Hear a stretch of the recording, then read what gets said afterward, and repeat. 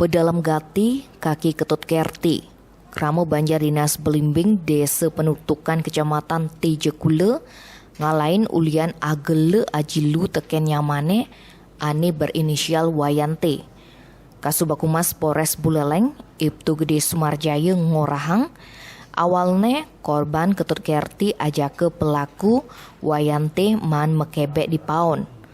Ajake dua mejaljal ulian warisan. Ulian sengitan, Wayante langsung ngagel ketut kerti, ajilu dawane 60 cm. Suwed agele, kaki kerti langsung bah mekakeb. Korban lantas ajak ke puskesmas Tejekule. Terus rujuk ke rumah sakit umum daerah Buleleng.